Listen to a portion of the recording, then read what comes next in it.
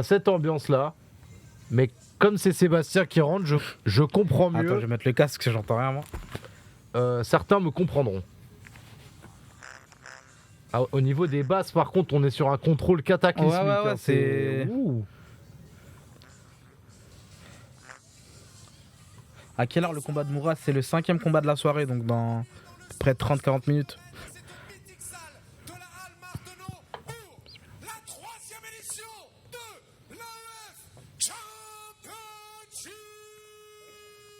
Wow.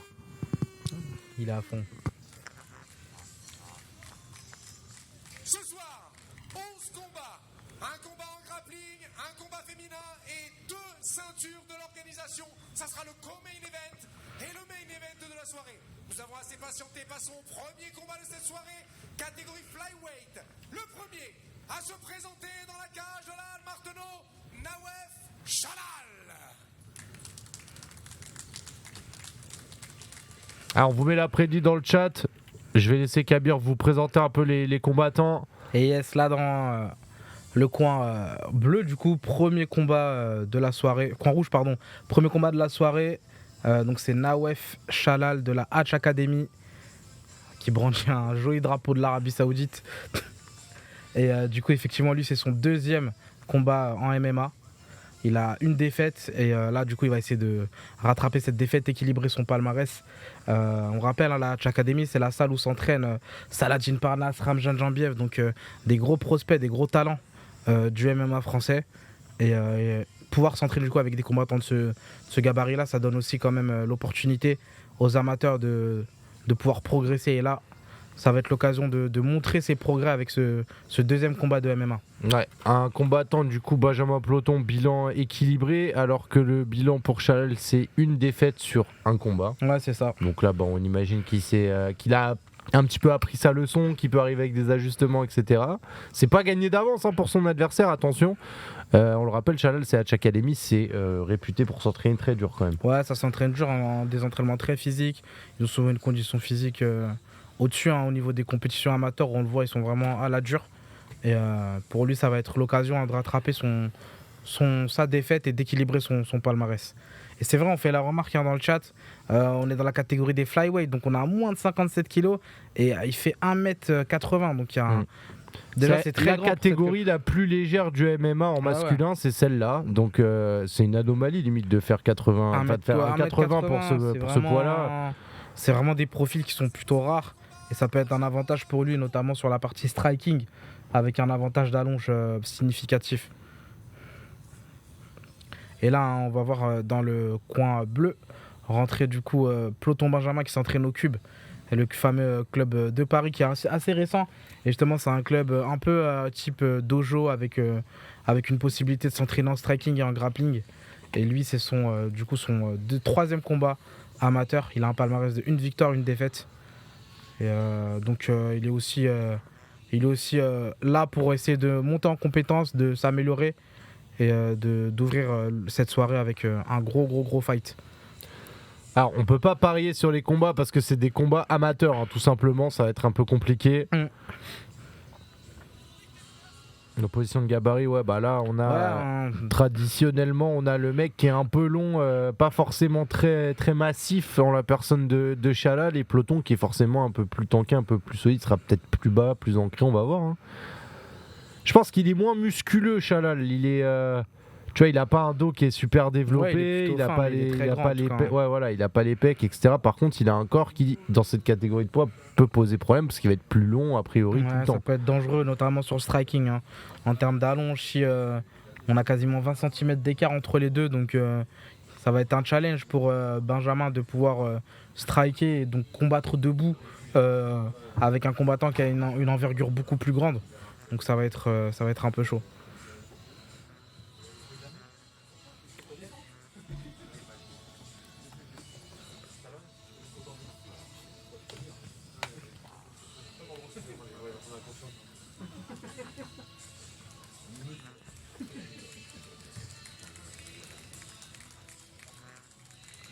Donc premier combat de la soirée, on en a encore 11 ce soir, 10 combats de MMA, 1 combat de grappling.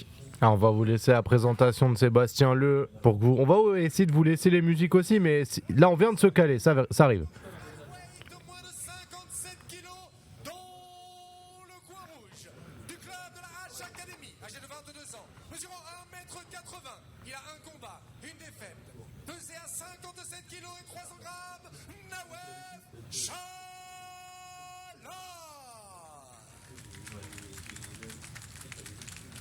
Son adversaire dans le coin bleu, lui, nous vient de la team Le Cube Fight Club, âgé de 22 ans, mesurant 1m63, accusant 55 kg 600 à la pesée. 2 combats, une victoire et une défaite. Benjamin Ploton. 3 reprises de 3 minutes. Arbitre de ce combat, monsieur Sébastien Stein. Allez, parti, on vous le rappelle, c'est 3 rounds de 3 minutes chez les amateurs et non pas 5 comme chez les professionnels. On rappelle les manières de remporter un combat, c'est très très simple, sauf frapper votre adversaire, il tombe. Ce qu'on appelle un KO si l'arbitre arrête le combat. Vous pouvez le soumettre au sol avec un étranglement, une clé de talon, tout ce que vous voulez, des squats. Ou alors vous allez au bout des rounds et ce sont les juges qui décident, c'est ce qu'on appelle la décision. C'est parti pour le premier combat, on est chez les moins de 57 kilos. Ploton, qui est le plus petit on va dire, face à Chalal, et Ploton qui aura les gants blancs. C'est ça.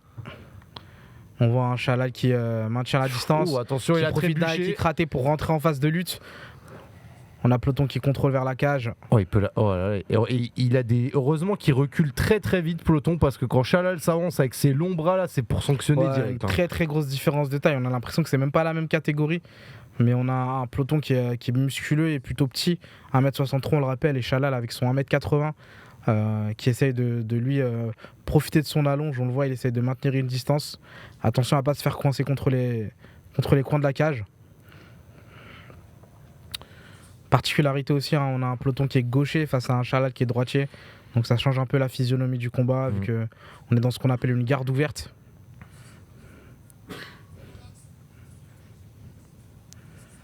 Ouais, les deux combattants qui s'observent.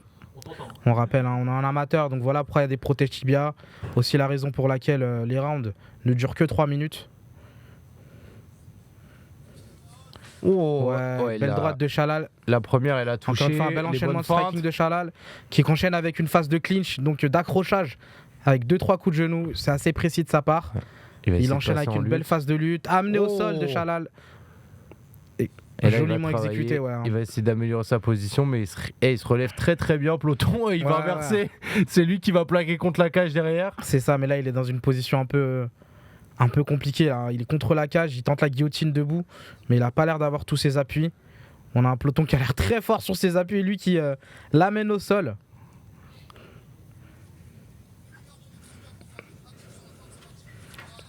Donc là, dans ces phases de lutte, le but de Ploton, ça va être d'essayer d'avoir la position la plus favorable possible, de gagner petit à petit des prises, notamment en passant sa jambe droite au-dessus de celle de Chalal pour pouvoir être dans une position optimale, ou bien en passant de l'autre côté avec un contrôle latéral.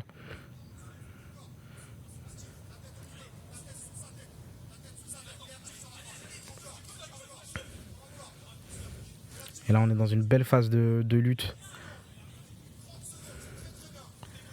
Ça passe assez vite, des reprises de 3 minutes. Ça laisse pas énormément de temps pour travailler. Donc on a un Ploton qui a réussi son amener au sol, mais qui peut pas forcément capitaliser au vu du manque de temps.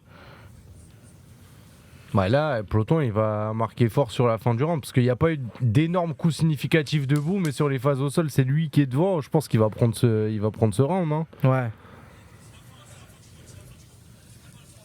Là, ça passe assez vite en vrai. La salle, c'est au max, les gars. C'est juste que les micros, ils sont pas du tout à côté de la cage. Hein. On peut rien y faire. Hein. Fin de la première reprise. En fait, il y a des exigences sur des événements amateurs. C'est un délire, je trouve, genre. J'ai vu des messages, mais faites quelque chose pour les Belges. Moi, je peux rien faire, frère. je peux juste commenter. Regarde, tu vois, écoute, j'ai le Fight Pass et la chaîne AMC Sport, je vais pas raquer en plus pour avoir Sacha aux commentaires. Évidemment, frérot. Qui veut faire ça? Personne. Et Laser, lâche ton sub si tu veux pas les pubs. Hein. Tu connais, c'est Twitch, c'est comme ça le game.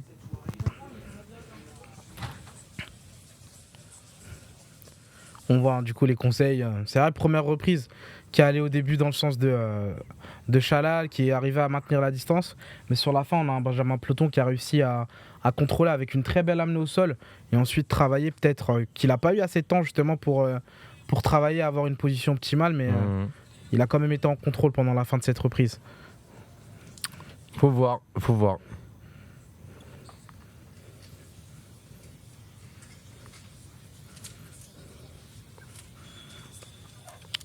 Allez, deuxième reprise de ce premier combat de la soirée.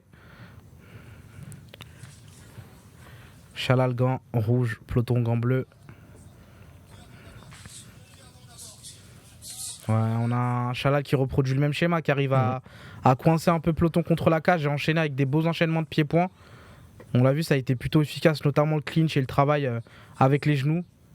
À voir s'il arrivera à reproduire cette stratégie. On le voit attraper en clinch, enchaîner de genoux, c'est propre.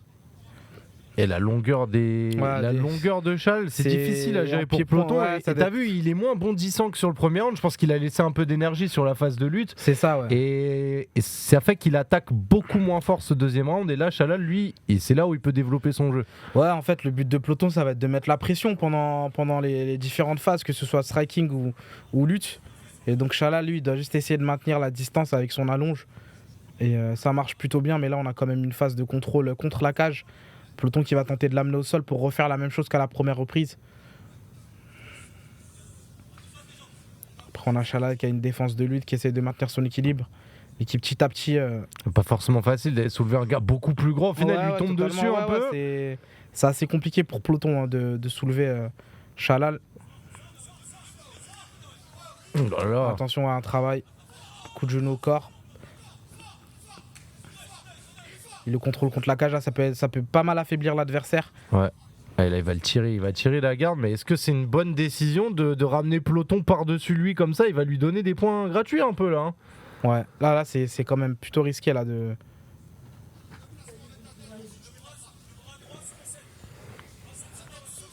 Et donc là, on est dans un schéma dans lequel peloton peut encore contrôler la dernière minute sur cette posture-là. Là, il est très bien placé en fait. Il y a très peu de moyens pour Chalal de se défaire de ça. Faudrait quoi? Faudrait qu'il sorte une de ses jambes. Mais là, elle est bien bloquée. Qu'il exploite la cage pour essayer de se relever. Mais c'est bien effectué de la part de peloton, qui reproduit un schéma un peu similaire à la fin de la première reprise, avec un contrôle dans ce qu'on appelle une demi-garde. Donc il essaye de profiter de cet avantage. Il envoie des coups de genou au corps. Un joli travail de la part de peloton. Et il a encore 30 bonnes secondes pour pouvoir capitaliser sur cette position, sur ce contrôle. Ouais, et là c'est compliqué parce que là il sort pas du tout de cette posture, il est dans une demi-garde là un peu. Ouais. Ça il bascule un peu, il passe sur le côté. Mais il a du mal en fait à se dépêtrer vraiment de l'emprise de peloton, qui est pas non plus sur une emprise très technique de fou, parce que c'est des positions basiques un peu encore. Ouais, côté sur le sol en tout cas c'est des positions sur lesquelles on a normalement une bonne marge de manœuvre pour essayer de s'en sortir, mais on sent que Chalal il est pas à l'aise au sol sur cette position là et que peloton il en profite justement. Et là c'est intéressant parce que vous voyez l'écart de taille et d'allonge, il est plus ou moins annulé dans ces phases de sol, puisque là on est collé, donc forcément on a la place pour travailler. Et c'est bien ce qu'a fait peloton sur cette deuxième reprise. Moi je pense qu'il y a moins de suspense sur le deuxième round que sur le premier. Je pense qu'il va le prendre largement celui-là. Mais là on voit aussi que Chalal, c'est pas un reproche, mais sur sa défense au sol, il n'a pas l'impression qu'il... Je sais pas s'il a pas la technique, s'il lui manque un petit truc, mais on dirait il y a même pas de geste où on dirait qu'il va sortir. Ouais, il est pas vraiment à l'aise sur sa défense au sol. Sa défense, elle fait un petit peu statique et il subit vachement. Alors, je sais pas si c'est parce que justement peloton lui met une grosse pression quoi. On voit pas tout sur tous les angles, mais il a beaucoup de mal. Alors qu'il est même pas sur une position full montée, il est pas assis sur son torse ou quoi. Tu vois, à 100%. Je vois ce que tu veux dire. Après, effectivement, c'est techniquement, il y a aussi des ajustements à faire, c'est sûr. Et peut-être que il est pas 100% à l'aise au sol, mais que debout, on l'a vu, il arrive quand même à maintenir la distance. Par contre, et ça va être ça l'objectif sur cette troisième reprise, de maintenir la distance, d'éviter de se faire amener au sol, parce qu'il sait qu'il va se faire dominer par peloton sur la troisième reprise. Les gars, on est d'accord que sur les combats amateurs, en plus des protèges tibias, il y a les gants un peu plus rembourrés, c'est ça? C'est des gants plus lourds, c'est pas du 6-11, donc c'est des gants plus lourds qui font du coup forcément moins mal, vu qu'ils sont plus rembourrés. Okay. Ouais, il tape fort là, Chalal, pour le début du troisième round. Il sait ce qu'il a à faire. Faut pas laisser de suspense. Il commence à être touché au niveau de l'œil gauche. Clairement. Il a l'œil gauche un peu gonflé. Il se fait piquer plusieurs fois là-dessus. Donc c'est un peu ça la stratégie. Il a 3 minutes pour Voilà, un gros crochet droit de la part de Chalal. Il revient avec le bras arrière. Il a un bras arrière qui est assez explosif. Ah, il est très Ouais, détendu peloton, dans ses bras aussi. Ouais, il a une bonne anglaise. Il arrive à plutôt bien gérer sa distance et il a bien touché Peloton au niveau de l'œil, on le voit. Hein. Il met une grosse marche avant conquérante. Peloton, on voit qu'il veut aller retrouver la lutte. Genou au niveau du cerveau. Et on rappelle, c'est le premier combat de la soirée. Ça vient à peine de commencer. Ce premier combat entre Nawef Chalal et Benjamin Peloton, c'est le dernier round. Un peu indécis. Moi, je suis un peu indécis. Je sais pas si Peloton est devant 2-0. Je sais pas si... La deuxième, c'est un peu plus clair, je pense. Ouais. La première, c'était quand même équilibré sur la première minute 30. Moi, je voyais Chalal dominer debout. En fait, Peloton, en fait, j'ai du mal sur les phases de striking, comme vous n'avez pas beaucoup les bruits, les frappes, etc. Ça enlève un petit degré de comment tu peux interpréter le côté significatif de la frappe, tu vois. Totalement. Après là, on voit Peloton, il est bien touché. Hein. Ouais, petit coup dans les parties là, non? Ouais, sur le clean genou, ouais. Il a pris un coup de genou, donc il a un temps un peu... Mais j'aime bien la manière de combattre de Peloton, elle est intéressante parce que c'est vraiment multiplier les déplacements et d'essayer de faire bouger un peu Chalal dans tous les sens. Chalal, lui, qui est très longiligne et qui frappe de manière très rectiligne pour aller chercher loin. Il envoie bien son bras arrière totalement. C'est pas les mêmes physionomies, on va voir hein, si ça peut se renverser dans les 2 dernières minutes. Peloton qui pour l'instant est plutôt efficace sur son sol, Chalal qui est efficace sur ses frappes debout, donc c'est contrasté. Ah, chute à l'arrière du peloton. Aïe. Il y a des jeux de mots depuis tout à l'heure, Peloton maillot jaune. Très bon ça. Chalal il est à point. Chalal il est cuit. Arrivé de Peloton sprint. Voilà. Allez, c'est parti. Il reste moins de 2 minutes dans ce 3e round, toujours chez moins de 57 kilos. Chalal, gants liseré rouge face à Peloton, gants blancs liseré bleu. C'est le premier combat de l'AEF, le plus grand événement de MMA amateur en France. Ça se passe à Rennes dans la Halle Marteneau et on est là jusqu'au bout de la night. Yes, let's go. Il se bat quand Julien Clément avec un gros mot à la fin. Il combat en 3e, sois patient. Dans 2 combats, tu pourras voir la bagarre. Fight. Ah, il est un peu court là, Peloton. Oh là là, ouais, il voulait le sanctionner. Travail, c'est manqué de près, mais là, encore une fois, hein, toujours en milieu de round, il parvient à contrôler Chalal contre la cage pour essayer de le mettre au sol. En cyclisme, il y a beaucoup de ventoline en tête de peloton, on dit pugile. Moi, je veux pas de problème. Ah, ben droit de la part de Chalal, mais elle a manqué. Ils ont quel âge? Ils ont tous les deux 22 ans. Ah, c'est là, et la longueur de Chalal. En plus, t'as vu, il a les pieds fixés. Hein, c'est-à-dire qu'il l'attend, il le sait que cette distance-là, elle est bonne. C'est ça, ouais, il est vraiment une bonne distance. Oh, il lui en a mis une belle là. Ouais, une belle saisie très haute. Je sais pas comment il va réussir à. Voilà, il arrive à recaler sa jambe.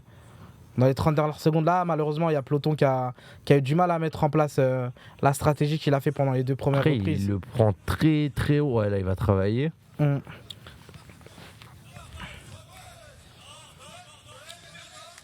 C'est à quelle heure le combat de Geoffrey Elliott, celui qui arrive juste après?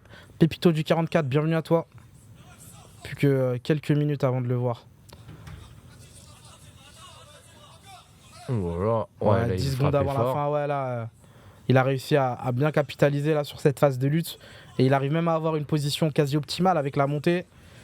Ça arrive sur la fin de la reprise, il reste plus que quelques secondes. Oh, un travail à la dure là sur les dernières secondes, j'y donnais tout. Il s'est calé l'orteil dans la cage Chalal. Et on va aller à la décision pour ce premier combat. Alors je vous rappelle le principe de la décision, c'est assez simple.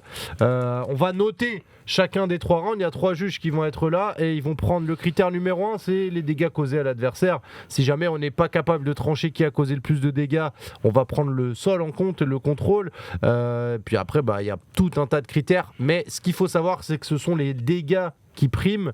Et c'est difficile parce que Chalal a les coups les plus francs debout, mais Peloton a les coups les plus francs au sol. Maintenant, c'est quels ont été les coups les plus puissants en vrai, parce que le volume, je pense qu'il est pour Peloton. Il y a peut-être eu moins de frappes de Chalal, mais des frappes plus nettes. Je sais pas. Ouais, ça a été une physionomie un peu similaire sur les 3 reprises, dans le sens où on a eu une première partie de round où on a un Chalal qui arrive à maintenir la distance, à toucher à plusieurs reprises, même sérieusement. On voit que Peloton il est pas mal touché au niveau de l'œil droit, mais souvent en milieu ou en fin de round, on a un Peloton qui arrive à contrôler finalement les assauts de Chalal, qui profite pour le mettre au sol et travailler derrière avec un travail de lutte et de ground and pound, donc de frappe au sol. Donc et on a eu un peloton qui était plus actif, qui a donné plus d'initiative sur ses offensives. Mais Chalal a quand même causé pas mal de dégâts. À voir à la décision des juges qu'il en est. Que des petites catégories ce soir. Non, là, le premier combat, effectivement, on est à moins de 57 kilos, mais on aura beaucoup de combats en poids welter, on a un combat en lourd léger, un combat en poids lourd, donc c'est plutôt équilibré. Salut à toi, French MMA. Ah, ça fait plaisir de le voir, French MMA, que vous pouvez suivre sur Twitter. Merci Zod Black, c'est gentil pour ton message.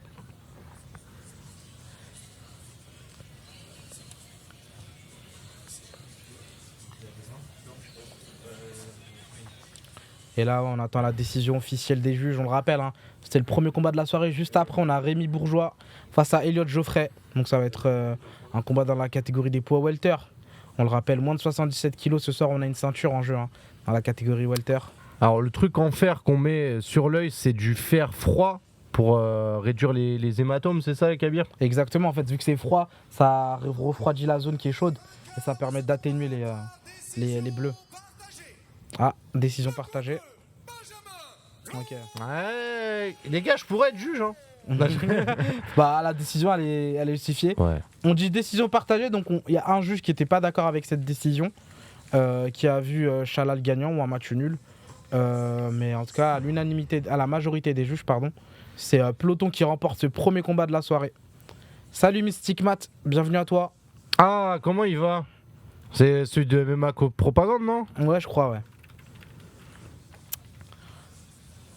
J'espère qu'ils vont bien. J'aime bien retrouver les blazes de la commu MMA qu'on voit faire la pluie et le beau temps sur Twitter. Allez, ça repart. Ah, moi, ça régale des fois. Merci tous les messages, les gars, vous assurez. Deuxième combat de la soirée dans la catégorie des poids welter, moins de 77 kilos. On va vous laisser kiffer l'entrée. Salut Shinzi.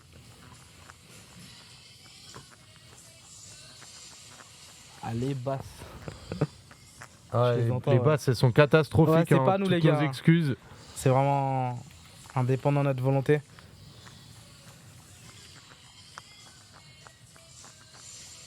Ce qui est bien, c'est qu'on est catégorie des poids welter, donc même catégorie que Cédric Doumbé, Léon Edwards. C'est une catégorie sympa parce que c'est celle la plus moyenne entre guillemets. C'est quoi, un 80-77 kilos? Ouais, c'est vrai que dans les gabarits européens, sportif classique un peu, quoi. C'est souvent dans ces catégories-là qu'on a le haut du panier. C'est vrai que dans la catégorie des welter, notamment dans l'UFC, la plus grosse orga mondiale, on a vraiment que des tueurs en série dans la catégorie des poids welter. De Baki aussi, c'est vrai. Ouais, c'est vrai, bien sûr.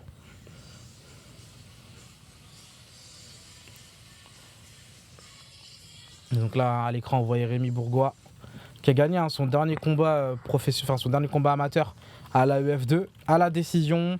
C'est un profil plutôt grappleur, donc il est plutôt à l'aise dans le combat au corps à corps et au sol. Et donc il représente la team Fighting Beat. On voit dans le chat là, Mada 925, Fighting Beat contre l'heure. J'espère qu'il y a des gars de sa salle là qui lui donnent un peu de force.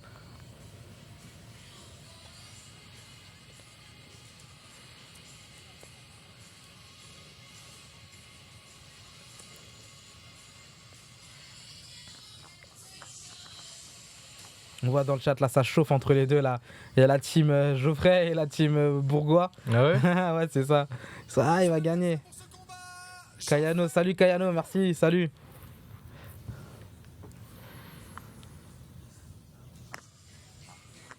Ouh. No and nowhere. We ain't go nowhere. We can't be stopped now. Cause these bad boys for life. We ain't. Merci pour la cover. Go and nowhere. We ain't go nowhere. We can't be stopped now. Cause it's bad boy for life. Woo!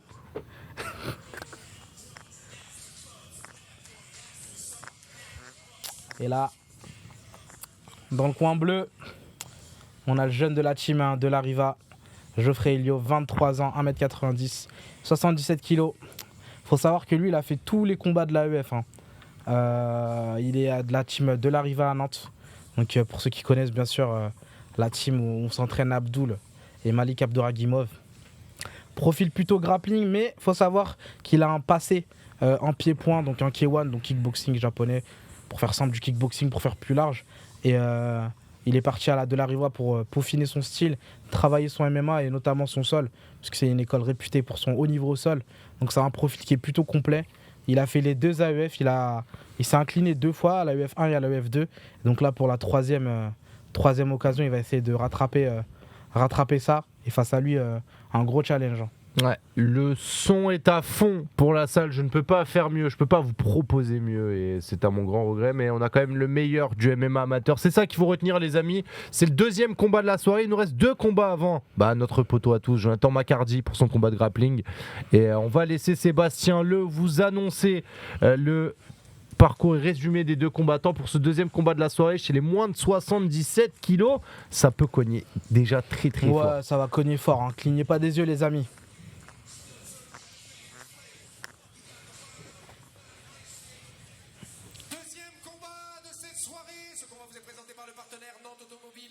Catégorie welterweight, moins de 77 kilos, dans le coin rouge de la team Fighting Beat, âgé de 31 ans, 1m74, 10 combats, 8 victoires pour 2 défaites. Il a été pesé à 77 kilos.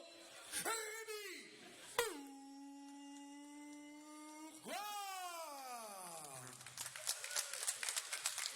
Son adversaire dans le coin bleu, lui, nous vient de la team de la Riva Nantes.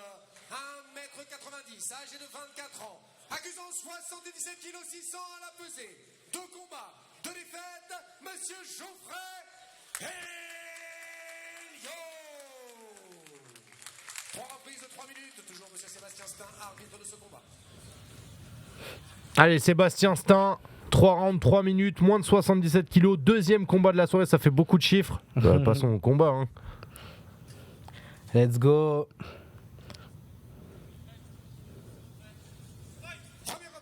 Allez, première reprise. Rémi Bourgois face à Geoffrey Elio. Ouais, Geoffrey Elio, donc gants entourés de bleu, Bourgois avec les gants entourés de rouge. Là, observation, on check les distances. Ouais. Ouf. Joli travail, joué, ça. Excellent amené au sol dès le début de cette reprise par Rémi Bourgois. Et son timing et son placement parfait. Très beau contrôle. Il va essayer de se relever, bon réflexe. Voilà, contre la cage, c'est un beau travail de lutte. Oh là là, mais il travaille tout de suite, il a les bons réflexes de ouf.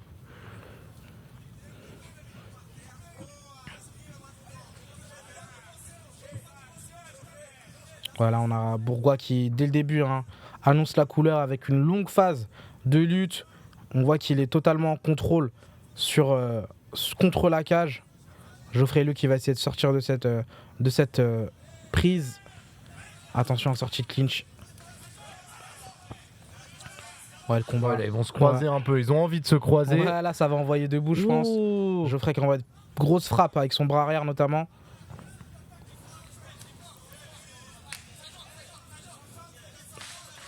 Tentative d'amener au sol de Bourgois. Encore une fois, on rentre dans une phase de contrôle contre la cage, mais on a Geoffrey qui retourne cette position. Coup d'épaule, côté coin rouge. Et Bourgois il continue son travail. Oh là là, il a pris de l'élan là pour le bras arrière. Heureusement que c'est passé en dessous. Ouais, ça cogne plutôt fort là. Nouvelle amenée au sol, et en plus, c'est des takedowns puissants qu'il met. C'est super exécuté là, c'est une belle exécution. On a un Geoffrey là qui est un peu sous l'eau là depuis quelques secondes.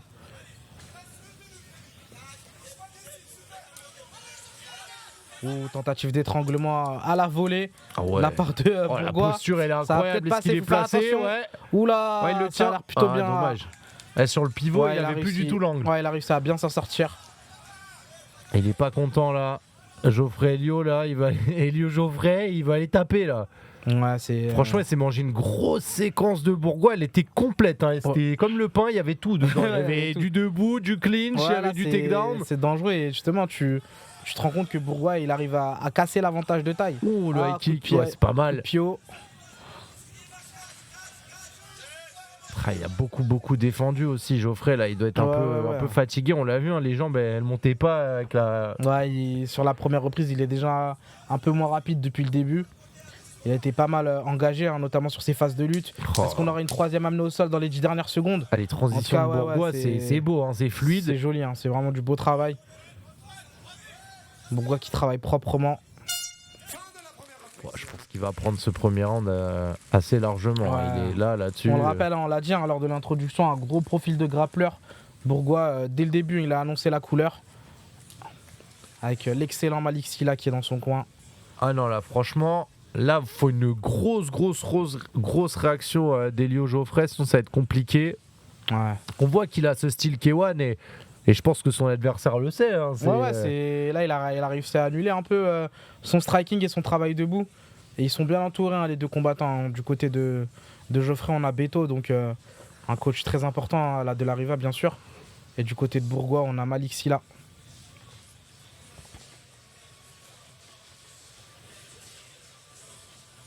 En tout cas, ouais, on voit dans le chat un Rémi qui a, c'est vrai, des belles transitions de lutte, qui a un bon grappling depuis le début de cette reprise, qui a réussi à casser un peu l'écart de taille. On le rappelle, hein, presque 20 cm aussi d'écart entre les deux. Pouvez nous donner l'ordre des combats? Il y en a 11, donc franchement, je vais pas tout te donner, mais juste après, tu as Julien Clément contre Anas Elmaï, et ensuite, tu as le combat de grappling entre Jonathan Macardy et Abdul Malik Bayo.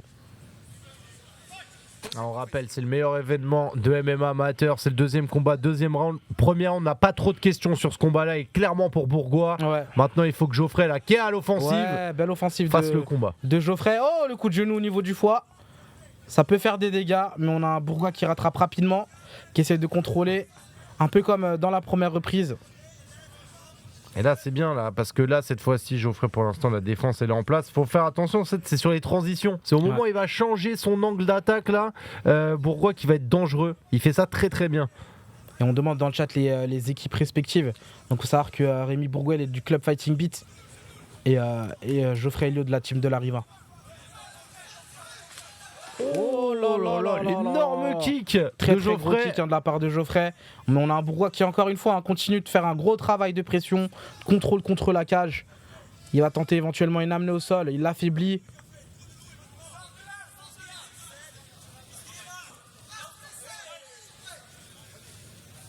Voilà, coup au niveau du cerveau. Du cerveau? C'est... T'as pas la ref? J'ai pas la ref. C'est mon coach quand on prend des coups là, il dit ah attends, il t'a touché au cerveau, aïe.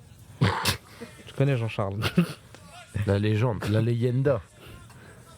Le combat reprend assez rapidement.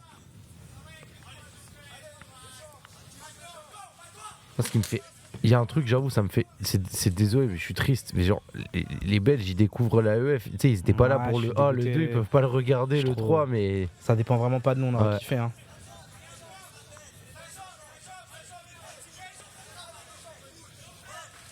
Ouais, attention, coup de pied retourné qui manque. Et Bourgois qui se retrouve au sol.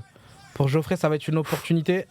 Et il a eu le temps de regarder l'arbitre, il a un petit doute. Il sait pas trop comment travailler. Par contre, là, la longueur des bras, là, elle peut faire très mal là-dessus sur ses que... C'est une fausse tag guard un peu, là, il veut frapper de loin, sans rentrer. On a un Bourgois qui essaye de se relever tant bien que mal, il essaye de choper le talon. Est-ce qu'il va faire un petit... Ça, c'était soit l'amener au sol, soit l'Imana reroll. Non, c'est pas Morgan au com, c'est Kabir. C'est vrai qu'il a la même voix que lui. C'est Morgan Charrière, je sais pas. Peut-être. Big up à Morgan en tout cas. Qui est là-bas? Ouais, qui est ambassadeur de cette édition. Voilà, on a une belle phase. Puisqu'on a Rémi qui arrive à gagner une position un peu plus avantageuse avec la demi-garde. Il va tenter de passer en montée. Vous voyez sa jambe droite se positionner au-dessus des hanches de son adversaire. Il verrouille avec les talons. Et là, il est dans une plutôt bonne position Ça, il aura assez de marge. Hop, il arrive à choper le dos. Attention, la le tentative coup, d'étranglement, attention, ça va très vite. Il a mis les crochets, il a verrouillé l'étranglement. Allez, Et il tape. tapé. Et Oh il là tape. là là là là là. Victoire de Rémi Bourgois à la deuxième reprise par soumission. Excellente prestation hein, de la part Oh, je suis de choqué. l'athlète de la team Fighting Beats. Merde. Je suis carrément tellement choqué, j'ai failli afficher Equidia, Le frère. truc de Tarlet chaud. Ouais, j'ai flippé. Non, mais ce qui est ouf, c'est. Il y a eu ce revirement de situation parce que là, Geoffrey, il a attaqué très très fort le deuxième round. Ouais. Il est largement devant, etc. Il y avait une opportunité à prendre. Effectivement, quand il est peut-être trop resté sur je vais le frapper quand il est au sol. C'est ça, ouais. Il l'a et- prise et il l'a transformée en T'as vu finition. la phase, elle a été compliquée sur cette phase-là, où il avait du coup Rémi qui était au sol. Il a tenté d'exploiter son allonge pour taper, notamment avec des coups de pied, des coups de poing marteau. Mais Rémi, il a rapidement réussi à prendre l'avantage, récupérer une position, donc une des positions les plus optimales, avec la montée et finir derrière avec un étranglement arrière.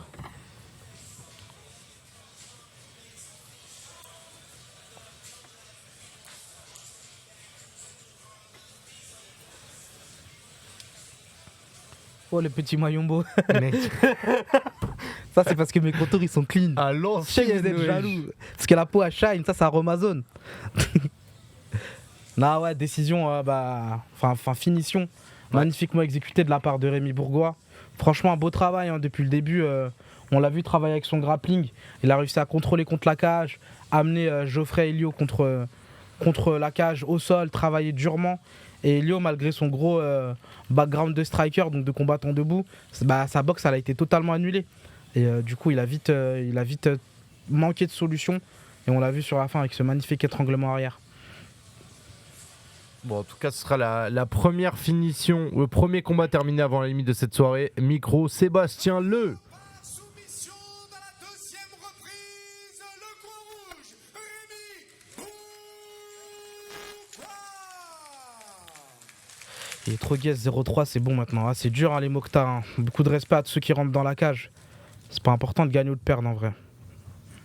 C'est des phrases de mecs qui n'ont pas trop combattu. Bah, je pense. surtout vu les chassés C'est qu'il de a. ouf. T'es mal, des gros bonhommes qu'il a là.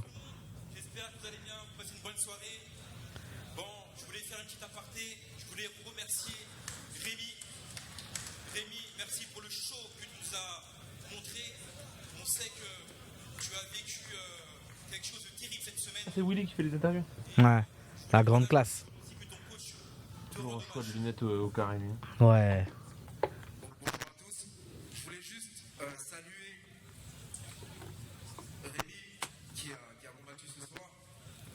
Il traverse une période très difficile, il a perdu sa maman la semaine dernière. Et je voudrais lui rendre hommage parce que ce qu'il a fait aujourd'hui, c'est beaucoup. C'est beaucoup. Il fait preuve d'un grand esprit, des grandes motivations. Et bravo à toi. Bravo. Merci en tout cas. Merci Willy.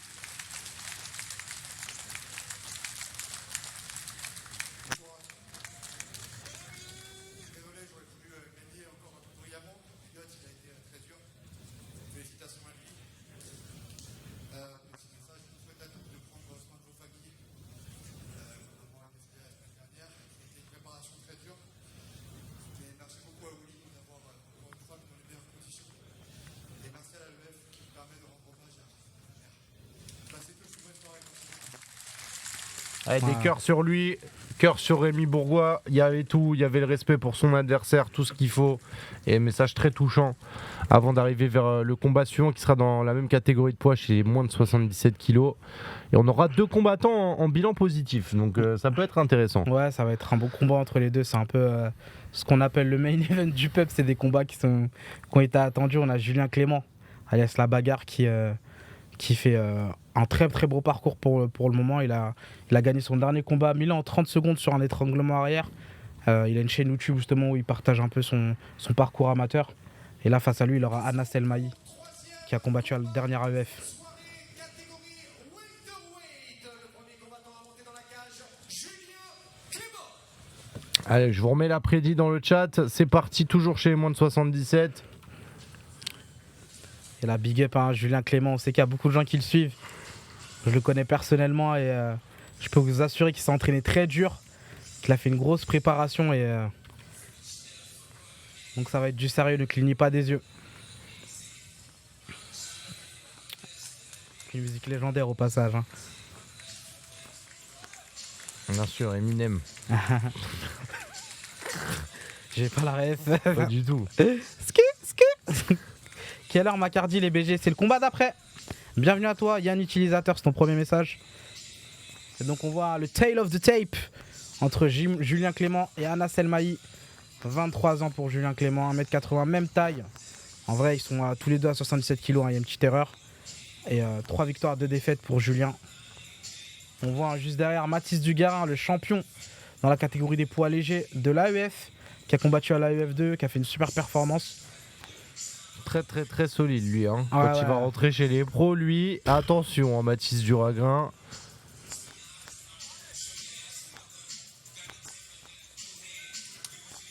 On voit un Julien très serein.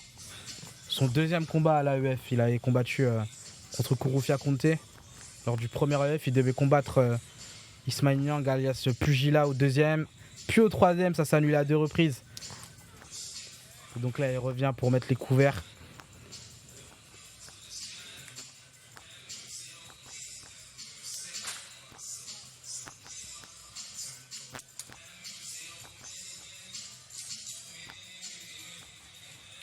Le combat de Mouras, c'est dans 2 combats. Il y a le combat de Jonathan Macardy contre Abdulmalik Bayo et juste après c'est Mouras qui combat. Ah régale cet event, ça fait plaisir si vous kiffez. Puis j'ai là qui dit je laisse les fistons se battre. Entraîne-toi dur hein. On t'attend au tournant. Ah regarde, je te soutiens Julien, regarde, Louison. Ça fait plaisir. Premier message, premier follow, bam bam. Et là, dans le coin bleu, Anas Elmahi, un combattant du RIF. Le RIFin très fier de ses origines marocaines, qui a déjà fait un combat à l'AEF. À l'AEF 2, il avait gagné son combat à la décision. Un gros profil de lutteur. Et ouais. Dernier combat avant le combat de Jonathan Macardy en grappling, on le rappelle. Là, on est sur des petits jeunes bien sérieux. Hein. Moins de 67 kilos, 23 et 19 ans. Des bilans positifs, on l'a dit. Des beaux entourages, ça s'entraîne bien. Ça s'entraîne bien et ça s'entraîne dur. Surtout, c'est vraiment des gros prospects dans une catégorie qui n'est pas évidente. Hein. La catégorie des moins de 77, elle est vraiment, comme on dit, chargée. Hein, parce que physiquement, il y a beaucoup de gens qui ont des gabarits si fins dans cette catégorie de poids. Et donc forcément, c'est un gros challenge. Deuxième combat amateur, on le rappelle. Hein, son deuxième combat à l'AEF. Un gros profil de lutteur, une lutte très dans le contrôle. Donc on aura une belle opposition de style puisqu'on a un Julien Clément qui a un produit plutôt MMA mais qui a un gros background de striking. Frère d'Abdoul, c'est grappling ou MMA? C'est MMA. MMA au Winry. Bienvenue à toi. Quand ça se fait qu'il y ait du grappling sur une soirée MMA, parce que ça permet d'avoir d'autres types de guests qui potentiellement peuvent ramener d'autres spectateurs et qui veulent pas forcément combattre en règle MMA, ça rajoute quelque chose. Dans le chat, on demande la vaisselle de ma maman, c'est vrai. Je te ramènerai le Tupperware. C'est lui qui demande des Tupperware dans le chat.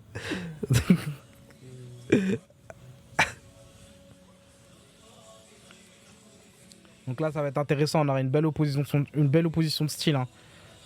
Gros profil lutteur en la personne d'Anas Elmahi face à un striker plutôt complet. Et on voit un petit problème technique, il a oublié ses protèges tibia, donc ça arrive en rapide. Ouais, la guerre, il a oublié le protège tibia. J'ai oublié, pardon. Il a dit, bah on les a pas.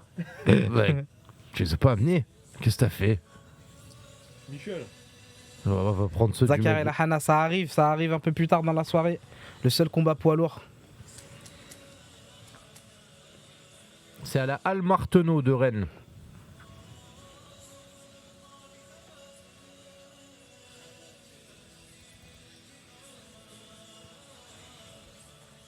Un petit problème technique, hein. Tandis qu'on voit le Lazy Bogos. J'en profite du petit temps mort pour rappeler pour les fans de MMA et qui aiment voir du MMA gratuit aussi. Samedi, on se fait 1h30 de MMA en live avec la soirée de l'année pour le KSW, la plus grosse soirée européenne. Et c'est la soirée de Saladin Parnasse et on propose tout le début de la carte en libre accès sur Twitch. Avec le Volk. Avec le Volk. Le Volk qui en nous a invité. préparé des fiches de vie sur tous ces combattants de début de carte. Oh, Et- les messages Ouais. passés. Et on a Morgan Charrière, Team T. The Last Pirate. Et j'ai vraiment hâte qu'il nous lâche des petites anecdotes sur certains. En bon investigateur qu'il est, il va nous ramener des trucs. Sachant que, pour info, on a reçu la carte aujourd'hui du KSW. Oh, la salade. Amin Ayoub. Deux gros Ah, gros ça combats. régale les images là. Ouais, ouais. Ils sont en totale détente là. Ouais, quand tu boxes pas, c'est plus sympa, je pense, Ouais. un événement. Tu t'es tranquille. Elio Geoffrey, il est passé, il a perdu malheureusement par soumission, mais il a été très vaillant, notamment dans le deuxième round. On revoit encore le Tale of the Tape. C'est un combat dans la catégorie des poids welter, moins de 77 kg. On le rappelle, ce soir, justement, cette ceinture des poids welter est en jeu. Avec un combat entre Patrick Haribora. Alors là, franchement, on va être très transparent avec vous. Anas Elmaï vient de flinguer le conducteur avec son histoire de protège tibia. Nous, on a Ils des ont remis infos. le carton une deuxième fois, Ouais, carrément. la prod, ils doivent être. Je suis mort. C'est c'est une bon, erreur, non, c'est non, bon, c'est une erreur, c'est une erreur 3 10 kilos, d'affichage. non, les deux sont à 77. Envoyez-moi la carte déjà, monsieur Volk. Non, tu te démerdes, gros. Va sur Tapologie comme tout le monde. Eh, demande des cartes. Oh, je rigole, je t'envoie Ok, ça. je te l'envoie, frère. Ok. Ah bah, vas-y, je vois Personne si ne tu veut lui l'envoies. envoyer. Vous êtes trop des gars. Ah, tu l'envoies. Ah, vas-y, envoie-lui. Non, mais je l'envoie. Moi, perso, je suis pas chaud. Vas-y. On laisse notre Bruce Buffer national. Dans le coin rouge de la Old School Academy, âge de 23 ans, mesurant 1m80. Il a été pesé à 77 kg et 200 grammes. 5 combats, 3 victoires pour 2 défaites. Julien Clément. Scu. Lui nous vient de Marathon Team, âgé de 19 ans, mesurant également 1m80, accusant 76 kg 800 sur la balance. Un combat, une victoire. Anas Elmaï. Let's go. Des flammes dans le chat. Pour ce troisième combat de la soirée. Brice Buffet. Bruce Buffet. Vous êtes des gamins, les gars. Ah, c'est sur leur drive là? Ouais, non, il met sur leur site aussi. Allez. Un gros combat entre Julien Clément, gant noir, bande rouge, face à Anas Elmaï, Ouais. gant noir, bande bleue. Oh là Ça là, il a commence voulu fort. aller chercher Attention, Julien un Clément qui a tenté le gros crochet. gros crochet Ça va gauche. fort et ça part en lutte du côté d'Elmaï. Ah, voilà, c'est bagarre. Contrôle hein, directement, ouais. Clément qui envoie des frappes plutôt lourdes avec un Elmaï qui va tenter l'amener au sol. Et il a senti qu'il fallait pas Ouais. qu'il le saisisse, mais là, il Grosse l'a pris amenée au comme un sol. bébé. Ouais. On a un Clément qui va essayer de se relever. Elmaï qui continue cette phase de contrôle après son amené au sol. Ça va pas rappeler des bons souvenirs à Pugilat, ça. Ouais, un mec qui a fait un travail vraiment de lutte encore une fois. hein. Ouais, et- Elmaï qui est Qui plutôt à peut l'aise le sur dans ce glisser domaine-là. jusqu'à la cage comme ça là. Ouais, ouais, c'est. Oh, Ouais, attention, il s'est Elmaï qui bien envoie pas mal relevé. de grosses frappes. Ah, le timing, il était bien choisi là. Clément qui tente la relever, mais hop, qui essaie de gagner sa distance. L'arbitre qui rappelle hein, qu'on n'a pas le droit au up kick au sol. Il prend un point de pénalité pour ça.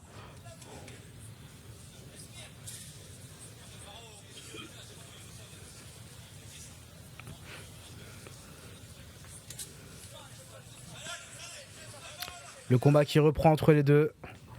Julien Clément qui tente Oh, des grosses attention. frappes en Ouais. anglaise.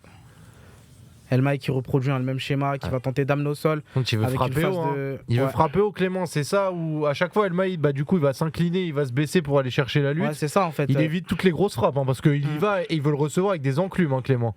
Ça, Clément, il a un style très agressif avec beaucoup de frappes. Mais Elmaï, il est dans une phase de lutte de contrôle. Donc forcément, ça annule un peu la boxe.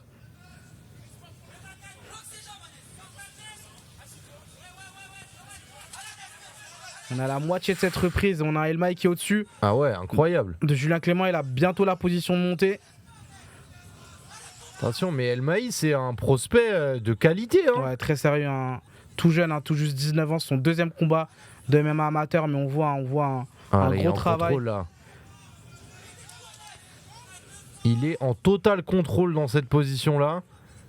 Ouais, il lui reste plus qu'une minute. Il a assez de temps pour travailler. Et Julien a assez de temps pour essayer de se relever et de retourner un peu la physionomie de ce combat. Ouais, là, faut qu'il arrose. Faut qu'il arrose. Quitte à ce que ce soit pas propre, au moins pour donner l'illusion qu'il frappe trop.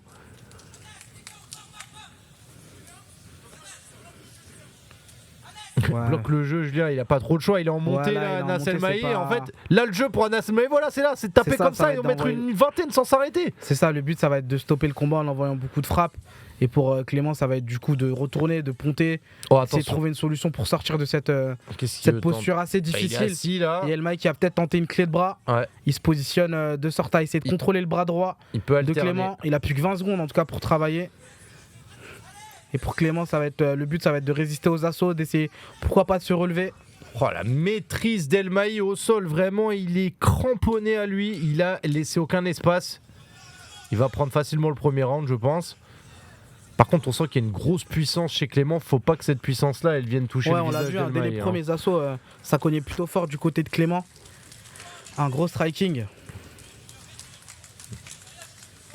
Coup d'interdit tout court, non? Ouais, coup d'interdit, même au sol, c'est Coup interdit, d'interdit debout et au sol. tout court, les amis, en amateur. Pas de coup de coude debout ou au sol. C'est un peu comme au PFL. Et là, on voit dans les deux coins des ajustements et réajustements techniques. Du côté d'El Maï, il va devoir continuer à travailler aussi en lutte et en grappling. Les gars, je pense pas qu'il y aura 18 pour El Maï quand même. Hein. Mais là, il y en a même qui disent 17. Je pense que vous êtes. Il y a eu un point de pénalité, c'est pour ça. Il lui a mis le point. Ouais, parce que tu vois, quand il était sur le dos, il a envoyé un coup de pied à la tête. Donc il a pris un point de pénalité. Ah oui, bah 18. Après 18, 18. je pense. Bah, il est obligé. Ça a avec du le... sens. Ouais. T'as le point de pénalité. Puisque Ok, le fait autant d'avoir pour- perdu j'ai pas le vu round. le point. Ah, en fait, ouais, il y a un moment où il était au sol, il a mis c'est quand il a redémarré les postures. Ok. Mm. Non, pas PFL, pas Ligue amateur, mais comme le PFL, c'est sur un format où potentiellement tu peux combattre 4 fois dans l'année.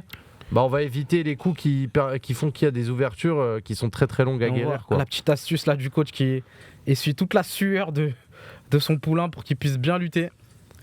Et on voit dans le chat, ouais, sous-estimez pas Julien les gars. Ouais, on a vu sur des grosses frappes notamment un bon bras arrière qui peut faire des dégâts. Bah, c'est ça, hein, Julien, je pense qu'il lui en faut une. Bah, là, par contre, il s'est fait saisir avant de commencer, il a été touché.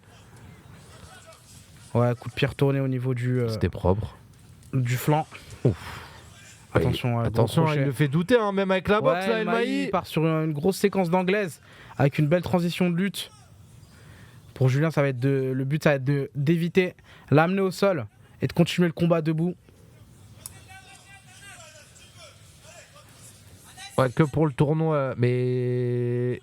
Non, moi, il me semble que c'est pour tout. Hein. Non, les coudes sont interdits que dans le tournoi au PFL pour éviter les coupures vu que t'enchaînes les combats. Ouais, Sinon, mais, t'as le droit au mais PFL. toutes les KT, elles sont en tournoi.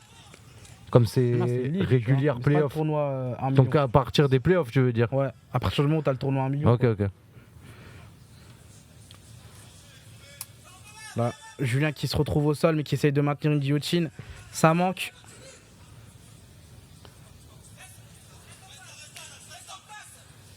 On a l'arbitre qui redémarre la position.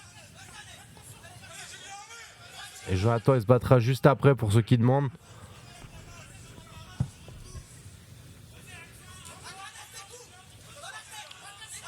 Voilà, Nas qui essaie d'avoir une position plus favorable pour envoyer ses frappes. Tandis qu'on a un Julien Clément qui essaye de se défendre et de revenir debout.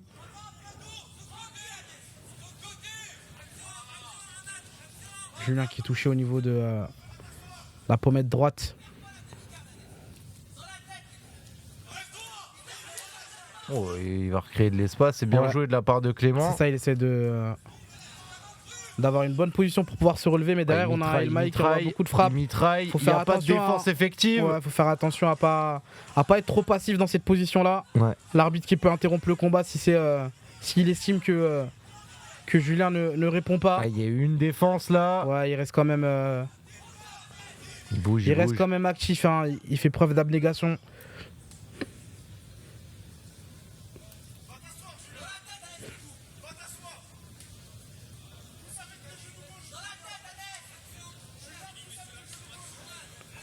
Voilà, c'est vraiment une belle phase de lutte.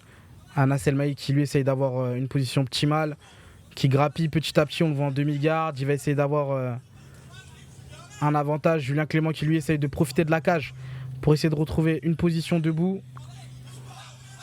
Plus que 20 secondes avant la fin de la deuxième reprise. Oh là là, Nasselmaï, il est mature dans sa manière de combattre. Ouais, beaucoup de contrôle de sa part. Il est, Attends, mais à 19 ans, un combat, c'est incroyable, je trouve. Quand même. Ouais, Il est dangereux, ce mec-là. Hein. Totalement, gros travail de lutte. Il reproduit un peu ce qu'il avait fait lors de son précédent combat en contrôlant totalement son adversaire. Oh là là là là là là. Parce que Clément, on le rappelle, hein, c'est lui qui a le plus d'expérience, c'est lui qui fait des dingueries aussi, qui est très très très bon et qui est prometteur. Là, la prestation d'Anes Elmaï, pour l'instant, elle est archi parfaite. Il fait 0 erreur. Pour le coup, il arrive à dominer sur les aspects de lutte. Il arrive à contrôler le striking de Clément, éviter ses grosses frappes. Pour le coup, je suis d'accord avec ce dit Pugila, c'est qu'on se rend compte que le mec que t'as pris, Isma, c'est pas des lol. Hein, pour le coup, moi je trouve que c'est un prospect sérieux. Ouais, bien sûr. Parce qu'à 19 ans, ne pas être foufou, avoir de la lutte, déjà je pense que les mecs qui se lancent dans le MMA, etc., viennent pas tous sur des profils de lutte de France, base. On a beaucoup de strikers. Tu vois, plein de petits trucs mis bout à bout font que c'est un profil qui est un peu différent et qui est intéressant de ouf. Parce que du coup, t'as pas ce côté foufou de la jeunesse parce que t'es dans la lutte où tu sais que tout doit être appliqué, il n'y a pas de hasard, c'est de la technique. Dans le contrôle totalement. Et t'as pas ce côté où tu fais des erreurs, des trucs. Lui, il s'expose quasiment pas dans le combat. Hein. Si, il y a quelques échanges où il va jouer à la boxe avec Clément. Et on pense que Clément, moi j'ai l'impression que Clément est quand même plus puissant, mais sinon, franchement, il est sérieux de ouf. Ouais, totalement. Et on le voit déjà sur la rigueur d'entraînement. On sait qu'il s'entraîne dur. On a apparemment un partenaire d'entraînement qui dit qu'il fait 39 kilos de plus et qu'il a du mal contre Anas en lutte. Et on le voit très sérieux, très méthodique, qui arrive à faire des bonnes transitions entre les frappes et la lutte. Donc la troisième reprise.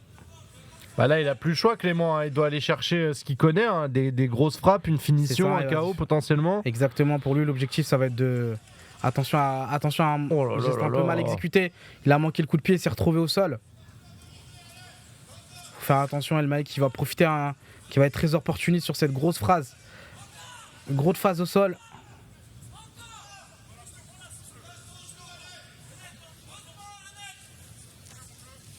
Je suis impressionné, vraiment. Ouais, Elmaï qui fait du très très gros travail depuis le début de ce combat, qui arrive à faire des bonnes transitions entre lutte et frappe et qui contrôle.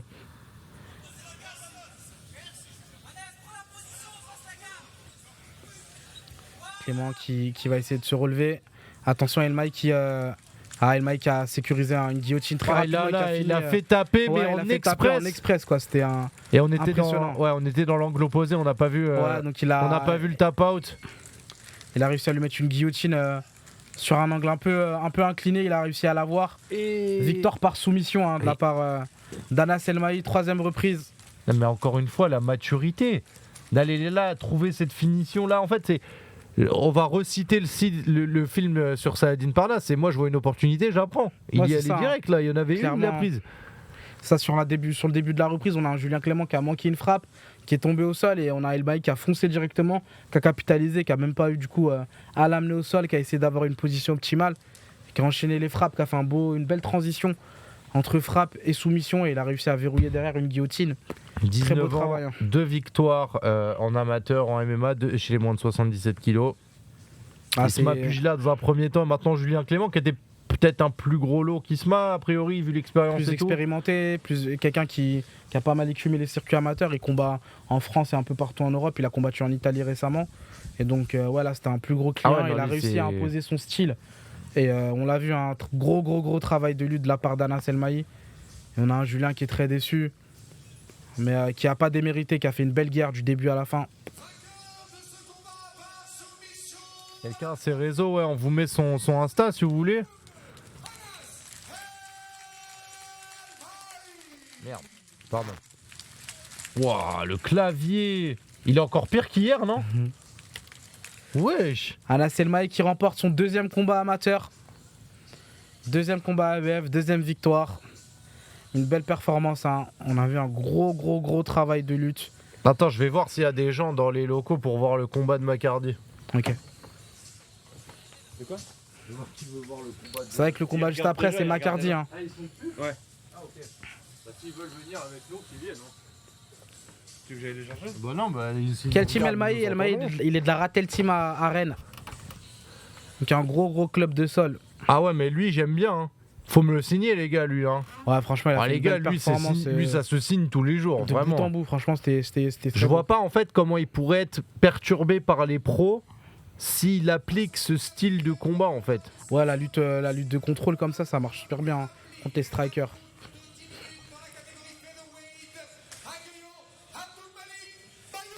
Et là, je sais qu'il y en a beaucoup qui l'attendaient ce combat. Ce combat de grappling, règle ADCC, une reprise de 10 minutes, soumission ou rien, ou en tout cas décision dirons-nous. Donc, Match nul s'ils soumettent pas, non? T'as une décision, je crois, forcément. Ah ouais? Ouais, match nul, mais match nul quand même. Ouais, ok. Ouais, par précaution, parce que je crois que c'est déjà arrivé. Attention, alors, on reprécise, ça a été dans les coulisses du Fighter Club sur comment Jonathan Macardy a choisi son adversaire. Ils ont pris dans les classements championnat de France, etc., etc. Et il allait chercher un adversaire sur lequel il n'avait pas la certitude de gagner. Hein. C'est ce qu'il disait, il voulait monter en niveau. C'est ça, il sort clairement de sa zone de confort. On le voit hein, dans le Tale of the Tape. Justement, il a 2 fois moins son âge. Il a le double de l'âge d'Abdul Malik. C'est fou ça quand même. Abdul Malik Bayo qui est dans une grosse écurie, hein, qui s'entraîne du coup à l'Imana Academy avec son frère qui est dans son coin, Mohamed Bayo. 2 gros profils au niveau du sol. Et face à lui, bien sûr, Jonathan Macardy qui a combattu au précédent AEF, qui a réussi à gagner en 1 minute 30 avec une très belle Kimura. Qui a cassé le bras de son adversaire. Ouais, totalement. Il a bousillé le bras de son adversaire sur la Kimura et là, on le voit entrer serein.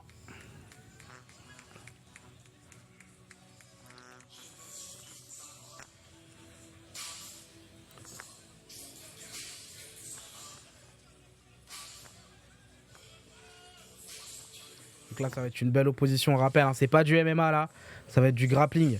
Donc en gros, c'est comme du MMA, mais sans les frappes. On commence debout avec une phase de lutte, éventuellement une phase de sol. Et le but, ça va être de soumettre l'adversaire. On est assez libre au niveau des soumissions. On a le droit aux étranglements, aux luxations des différentes grandes articulations. Et on a 10 minutes pour effectuer ce travail-là. Anas, la revanche, j'arrive. Pugilat, entraîne 3 dur, hein, parce que Julien s'est entraîné dur, il n'a pas réussi. Va falloir charbonner, courage et bon rétablissement surtout, bien sûr. Encore très affûté, Jonathan. Donc vous voyez pas de gants hein, chez eux, pas besoin.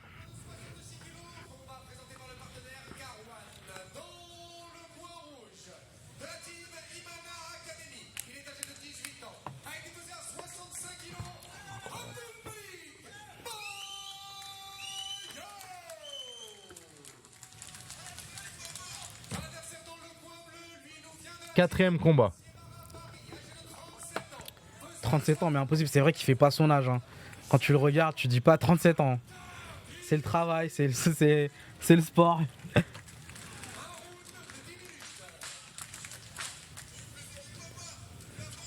Ah, ça peut être sympa. Hein. Ça peut être très sympa. Alors à commenter, c'est un petit peu différent. On va laisser Kabir dans les postures qu'il connaît bien. Ouais, là ça va être un combat de sol. Donc là, il y aura moins de frappes. On va vous présenter les différentes stratégies. Et là, ouais, sans surprise, on a Jonathan Macardy. Oh, il a voulu serrer la main pour le tirer direct. Alors, il aime bien être sur le dos, Jonathan, c'est sa particularité, hein, il le sait. Ouais. Il considère qu'il a plutôt une bonne défense sur le dos, c'est là où il préfère opérer. Et là, on a Abdul Malik qui arrive à contourner l'assaut de Macardy. On le rappelle, hein, bien qu'on soit sur le dos, on n'est pas forcément désavantagé. Attention. Là, Jonathan est plus à l'aise sur le dos. Ouais. Abdul Malik qui est très offensif. Mais il le sait, je pense, Abdul Malik, il va absolument jamais rentrer dans la garde de Jonathan. Là, on voit, et pour l'instant, il défend très bien. C'est la gestion de l'énergie là qui va être intéressante pour Jonathan, parce qu'on voit qu'il tire déjà très fort. Hein. Il veut y aller. Et on a un Bayo qui est assez agile. Hein. On le voit, il arrive à essayer de grappiller la position, pas rentrer dans la garde de Macardy. On entend dans le coin. Bayo qui doit pas essayer de se faire choper la tête même sur le dos, ça peut être une position très dangereuse sur laquelle on peut se faire soumettre. Attention, tentative de clé attention, la clé de talon, il tourne. Attention, on a un Bayo qui fait signe, qui dit non à l'arbitre, il a pas la clé n'a pas été maintenue. Attention. Ouais, excellent travail de la part. C'est intéressant. Ouais, Bayo qui travaille très intelligemment, qui arrive à contourner le travail sur le dos de Macardy. Tout en n'exposant pas hein, toutes les parties susceptibles d'être soumises comme la jambe et le bras arrière. On le rappelle, hein, là, on est en règle ADCC, donc en termes de soumission, on est assez libre. On a le droit aux luxations, aux étranglements, on a 10 minutes pour travailler. il lui a parlé un peu, Il a dit, Jonathan. laisse-lui pas de parler. Oh. Ouais, c'est quoi ce saut? Excellent travail. Incroyable comment il a Abdelmalik. passé ça. Ouais. Ah, il est bon aussi, hein, j'aime bien, je connaissais pas, j'ai Ouais, jamais vu, mais... C'est un très très gros prospect Oh là là là au là. sol. Hein. Multiple champion en Ah France. non, mais son saut pour aller caler ses jambes là, c'est hyper malin. Il l'a dit, hein, Jonathan McCarty, c'est un gros client qu'il a en face de lui, c'est du challenge. Ouais, on voit, hein, il y laisse beaucoup plus de plumes que sur son adversaire précédent. Il reste encore pas mal de temps, donc la gestion de l'énergie, c'est hyper important ça, hein, c'est sur des un reprises combat de de 10 minutes. grappling. C'est des reprises de 10 minutes. Hop. Oh là là, Une mais belle, c'est par contre c'est hyper impressionnant. une ce qu'il belle fait, agilité Bayo, de la hein. part de C'est- Bayo, ouais. Là, c'est du beau spectacle ce qu'on voit. Les deux qui vont se regarder pour savoir quelle opportunité ils vont saisir. Jonathan veut rester sur le Oui, dos. gros travail. Lui, il veut sauter les positions pour C'est ça, pas lui, le rentrer but, dans c'est la de pas garde. hein. Exactement, le but c'est de pas rentrer dans la garde de Jonathan. On sait qu'il est à l'aise sur le dos. Donc Bayo il est très offensif. Attention à la tête, on l'avait rappelé en début de combat. Son coin l'a rappelé. Oh, Il y a un attention, bras-tête le qui est verrouillé. bras-tête, le Faut faire bras-tête attention. de Bayo. Il va falloir Il qu'il va s'en serrer sorte. fort là, regarde ses yeux, il met toute sa pêche. C'est peut-être verrouillé. Jonathan va tout faire pour essayer de s'en sortir, c'est compliqué là. Il est dans une posture assez complexe. Ouais, il faut. Est-ce qu'il va réussir à écarter le bras? On a Bayo qui est confiant, qui a maintenu les crochets avec les Bayo a jambes. relâché la pression, il a relâché la pression, Bayo, Il attention, transitionne avec étranglement un arrière. étranglement arrière. Avec les crochets, ça va être compliqué. Il a tapé, abandonne, il a il a tapé tapé. la défaite de Jonathan McCarty, mais face à un crack. Ah ouais, c'est du Ah. sérieux, hein, c'est du très sérieux. Ah ça, il était prêt, il savait ce qu'il faisait là. Bayo là, et Jonathan McCarty qui s'est fait surprendre et finalement sur le dos, c'est là où il a été en difficulté parce que lui il savait tout ce qu'il voulait faire. Ouais, totalement. Il a réussi à contourner. Tu sais, la stratégie de McCarty, elle a été claire, se mettre sur le dos, essayer de prendre son adversaire dans la garde. Mais Abdelmalik, il a été très agile, on l'a vu à plusieurs reprises. Il a réussi à ramener son adversaire dans son jeu et à le travailler. Il y a eu un bras-tête, puis une belle transition Ouais. de bras-tête vers l'étranglement arrière. Belle performance, beau combat entre Ouais. les deux en tout cas. Et bravo à Jonathan du coup Bien qui sûr. allait chercher très haut et qui maintenant sait ce que c'est le très haut et vu comme on le connaît je pense qu'il va retourner s'entraîner et Ouais. demander une revanche. Et il a pas démérité, hein, c'était une belle opposition. Ouais. Je pense Il a qu'il a bien voulu tenté. attaquer aussi très fort là où Bayo a peut-être géré un peu plus d'énergie au Ouais, début. même au niveau du cardio, on l'a vu. Tu sais, Ouais. il y a une phase où il était au sol et l'autre debout. Il savait que c'est Bah, des phases de Quand je vois la récupération. pression qu'il lui met sur le bras tête, c'est que je pense qu'il a du jus parce que d'un coup tu vois il y va mais Ah, une belle gestion de l'effort. hein. Ouais. Très belle performance. Bravo, de la part vraiment, d'Abdelmalik. Et bien sûr, un gros très big up fort, à oui, Jonathan, à qui a pas Jonathan. démérité. Hein, qui a fait une belle performance et qui sait qu'il a pris un adversaire. moi j'ai cru sur les clés clairement de talon sur Ouais, un après, truc comme il a ça. été ultra agile. Je sais pas si t'as vu comment il a réussi Ouais. à rapidement se retourner. Il a une super défense.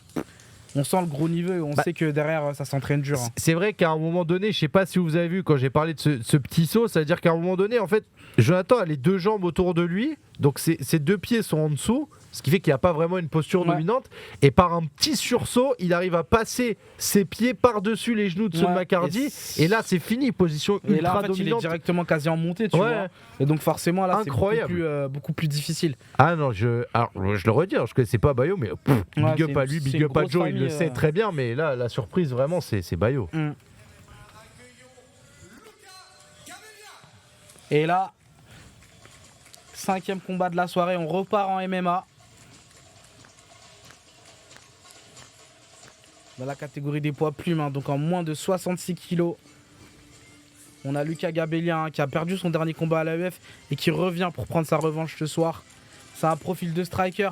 Il vient de la Monkey Gym, c'est un club où il y a un gros niveau de striking, un gros niveau de Muay Thai. Et il a perdu son dernier combat et il revient ce soir pour la EF3.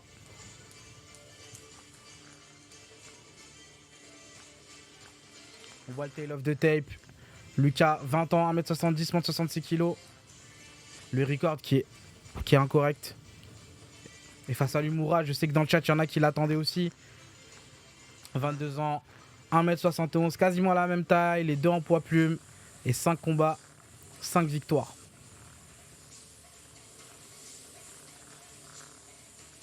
Un grand merci à tous ceux qui suivent la chaîne. Je vois qu'il y a beaucoup de follow. Merci Slomir, Seb, Bad, Messac, Aboud. Merci à tous. N'hésitez pas à suivre la chaîne. Plus on est nombreux, mieux c'est. C'est gratuit, ça donne la force. C'est quoi la chaîne? C'est RMC Sport. Ce soir, c'est gratuit. Ouais. Ah, c'est gratuit? J'ai le droit de dire gratuit. Hein. C'est gratuit. Tombé, frère. Gabella très chaud, ouais, un gros combattant. Hein. On l'a eu au dernier AEF, il a fait une vraie guerre. Et là, il va revenir, il va essayer de tout donner. Joe vient. Salut Adi Sampai. Joe vient de perdre par soumission. Mais il a vraiment pas démérité. Ouais, et face à lui, il avait un très gros client. Ouais. Beau combat. Ouais, carrément. Pas gratuit la chaîne, on paye en regardant la pub. Ah ouais, toi t'es vraiment. Ah ouais. Ok, bro. Chacal. Ok. Chacal, tu sors pas 1 euro de ta poche. Il parle en pub. C'est Jeff Bezos, ça c'est pas nous. Hein. Moi j'ai rien fait. Du coup, les chaînes publiques à la télé, c'est des chaînes payantes. Non, mais laisse. Un raisonnement, t'as mal. Laisse tomber. Et face à lui, un très gros client, Coach Yann Mouraz de la Hatch Academy. Un gros cogneur, un gaucher extrêmement puissant, très explosif. On sait qu'il y a beaucoup de gens de la Hatch Academy ici qui sont derrière lui. Et face à lui, ouais, c'est un gros client. 5 combats, 5 victoires. Il est toujours invaincu en amateur. Et c'est sa première à l'AEF, on le rappelle. Hein. Il a combattu en France, il a combattu en Suisse aussi. Au HFC, il a eu très belle performance. Je me rappelle qu'il a un beau bras arrière et qu'il a réussi à faire un contre limite à la McGregor. Contre Aldo, tu vois, retrait de buste, contre du bras arrière. Beaucoup de puissance hein, chez ce combattant. Tu me fais une belle passe décisive pour dire que le teuf vient de commencer sur MC Sport 2 avec le retour de Conor McGregor. C'est même pas calculé, t'as capté les passes. Après, il faut avoir le talent pour faire la passe, il faut avoir aussi le talent pour la voir. Ouais, c'est ça. Et ça c'est pas tout le monde pour de vrai. Vraiment. Ouais, le bruit en arrière-plan, vous inquiétez pas, on est en contact avec Willy et avec les organisateurs de l'AEF. On a transmis le petit bug de son qui grésille. Vous inquiétez pas, ils bossent dessus. On est en train d'arranger ça. La MIF. Chelou le bruit en arrière-plan, ouais, c'est ça. Ouais, c'est ça. Ouais, relou le son. Franchement, on n'y peut rien, hein, je vous avoue. Nous, on a le flux. On fait vraiment le max. Nous, on vous diffuse ce qu'on reçoit. Non, on peut pas influencer. Ouais, non, on peut rien faire. On peut rien faire. On là. a le flux, nous, on peut rien faire d'autre. Investir dans une sono. Bah après, vous voyez, l'AEF, on vous l'a déjà dit, c'est une nouvelle organisation. C'est à chaque édition, on voit les améliorations au niveau de la technique, au niveau des cartes, du matchmaking, etc. À chaque fois, c'est de mieux en mieux. C'est beaucoup mieux dans la réalisation et dans tout ce qui est proposé sur cette 3e édition. Il y a encore forcément des petites choses à régler. À chaque fois, on remonte à Willy et à l'équipe. Donc, vous inquiétez pas, ça sera de mieux en mieux. Ouais, c'est que la 3e édition sera de mieux en mieux, exactement. Ouais. Et franchement, c'est déjà très bien là d'avoir des si bons combats, des combattants. Ouais, le son intervient que lorsqu'ils mettent la musique. Ouais, vous inquiétez pas. Abdul Malik a gagné comment? Étranglement arrière. Bras tête, transition, étranglement arrière. Ah, quand Daniel Riolo dans une cage. Alors on peut un peu faire le parallèle avec le fait que l'after-foot c'est un peu une cage tous chaud, les soirs. Combien de fois par an l'AEF toutes les éditions ont eu lieu en 2023 là. Ouais, c'est ça. T'en as eu une en février et celle d'avant, je crois que c'était en septembre, non? Ou fin d'année dernière. C'était pas en janvier. Début d'année, non, 2023, non? Février, c'était l'AEF 2. Oui, voilà. Ah oui, tu veux dire la première édition. La UF1, c'était en novembre ou en septembre. Allez, c'est parti pour... Let's go. Gabella contre Coach Oyan. Gabella, gant liseré rouge.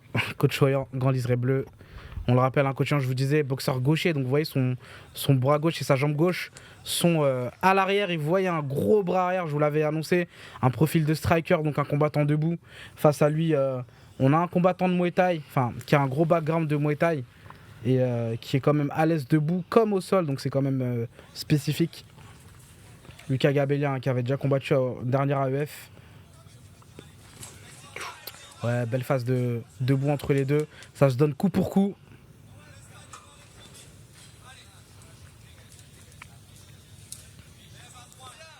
Ouais, les deux combattants. Oh, la grosse droite de Gabella qui touche, qui a sonné Coach Oyan. Attention, ça peut aller très vite. Ça commence très fort. Coach Oyan, deuxième droite de Gabella, on voit, il arrive à toucher. Il est très efficace. Coach Oyan qui passe en phase de lutte.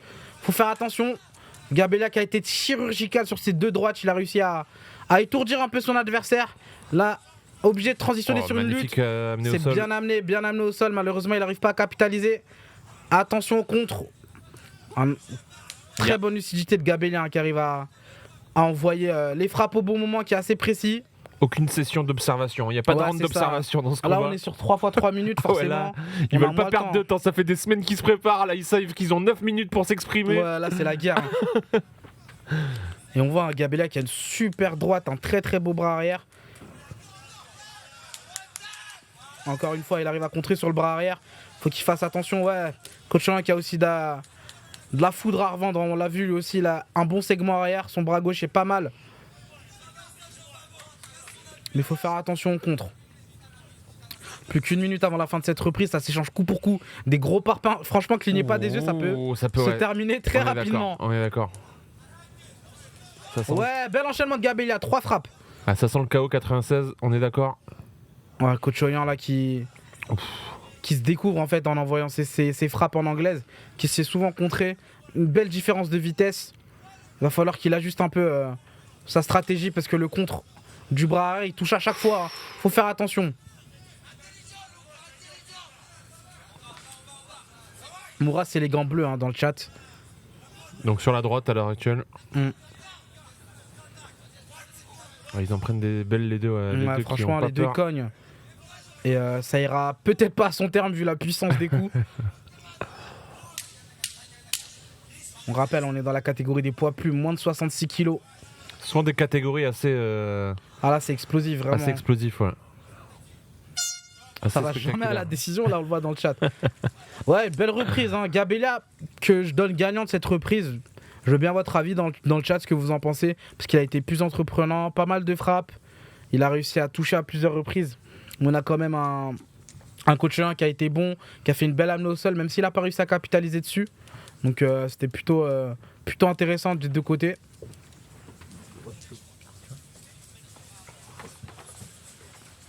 « 50-50 pour moi. Ouais, moi je vois plus Gabellia qui a été plus efficace sur le striking. On le voit, représentant de la Monkey Gym, club rennais. Je viens d'arriver, on est au deuxième ou au troisième round. On était au premier, c'était que le premier round. T'en as encore deux là, mais je sais pas si ça ira jusqu'au bout. Parce que si t'as raté le premier round, il y a eu beaucoup d'échanges très très durs entre les deux. Un Gabellia qui a touché notamment avec son bras droit, son bras arrière. Et un Coach Oyan qui a été bon, qui a réussi à l'amener au sol. Mais qui est un peu moins précis sur le travail debout.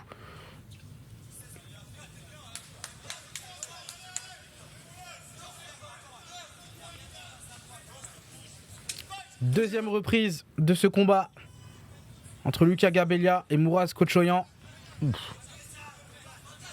Coach Oyan, il vient pour frapper très très Ouais, fort. ouais, il a un bon background en striking. Les deux sont assez bons debout. Attention à la Ça glissade. glisse un peu, ouais. Ouais. Pas mal ça. Ouh. Ouais, les deux qui se rendent coup pour coup. Hein. Les deux ils comptent vraiment sur leur bras arrière pour finir le combat. Ça envoie des frappes Je te assez jure. puissantes avec Tu le. m'en mets un, je t'en mets un, je t'en mets deux. Attention, ouais, c'est ça, ça rend coup pour coup. Kochoyan qui a fait une belle transition de debout au sol. Deuxième amené au sol de ce combat.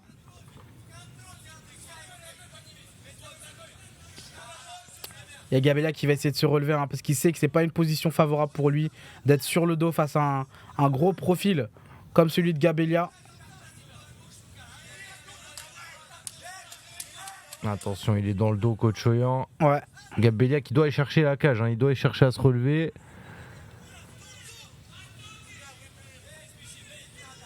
Ouais, toujours sur ce contrôle, il a 2 bonnes minutes pour continuer à travailler, capitaliser, hop, il arrive à ressaisir la jambe. Il va tenter une amenée au sol, un peu comme il l'a fait en début de deuxième reprise.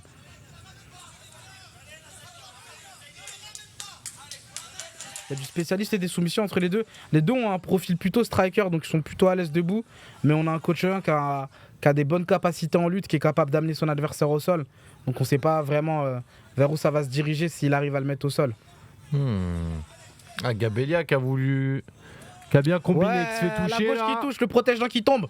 Attention, le combat est interrompu. Ah ouais, c'est Très belle réactif gauche. l'arbitre. Hein. Hein. Ouais, super arbitre.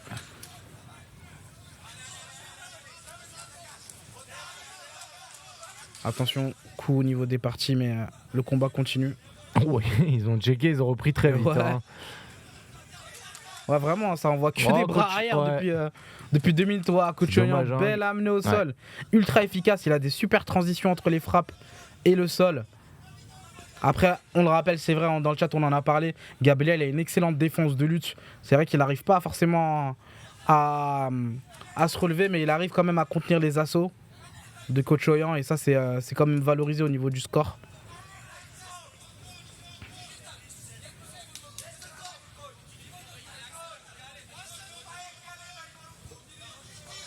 Plus de 30 secondes avant la fin de cette reprise. Et on a un coach Oyan qui est encore au-dessus, qui reproduit le même schéma que lors du dernier round.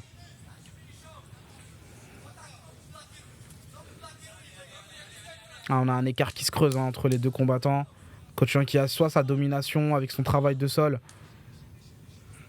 Plus de 10 secondes avant la fin de cette reprise.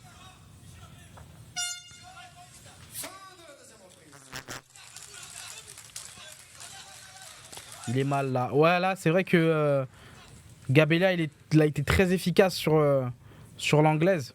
Mais que là, coach Oyan, il a réussi à plutôt bien récupérer, à contrôler sur la fin du round. Donc, c'est un combat plutôt équilibré, hein. Les deux rentrent coup pour coup.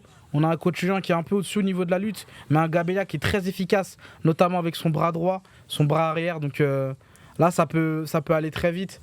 Et rien n'est certain au niveau de la décision, sachant que vu le niveau des deux, ça peut aussi très bien se finir soit par KO, soit par soumission, on le rappelle.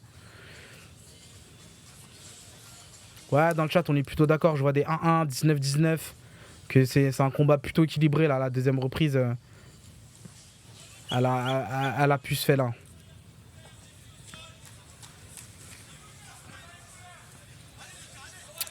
Troisième et dernière reprise de ce combat entre Lucas Gabelia, coin rouge, et Mouras Kochoyan, coin bleu.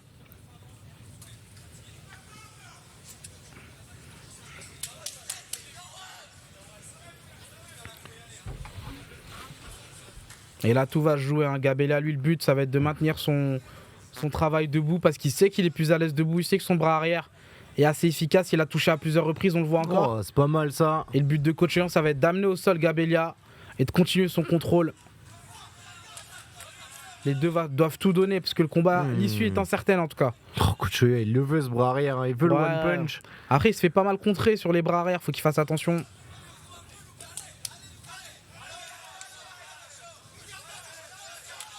Ouais, attention au travail de lutte de coach Oyan qui va essayer d'amener Gabelia au sol.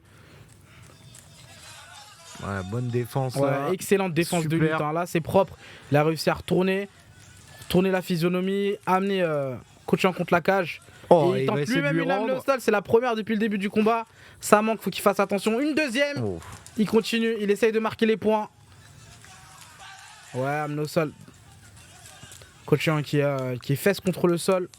Il va devoir se relever ou retourner la situation. Et Gabelia a 2 minutes pour travailler dans ces positions-là. Ouais, belle amenée au sol, il empêche la relever. Attention, il prend le dos, ça peut être dangereux. Coach Oyan qui se récupère.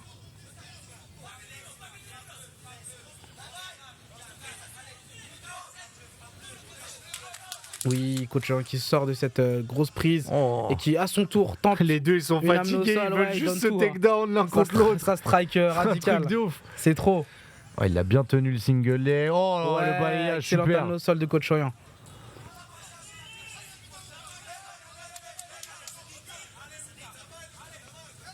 Là pour Lucas, le but ça va être de se relever hein, parce que s'il reste dans cette position là, il est en désavantage hein, par rapport au juge.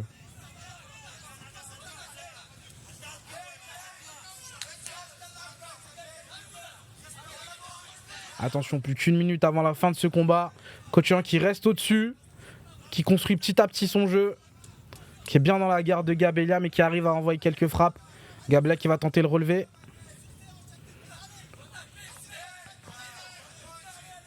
Et il veut travailler sur ce ground and pound.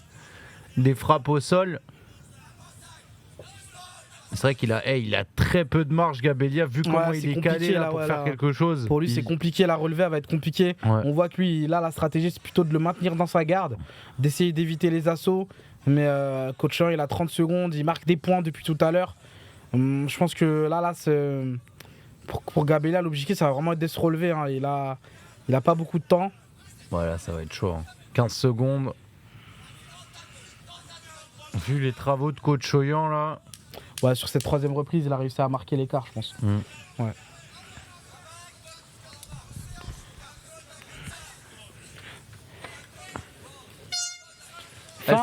Fin du combat.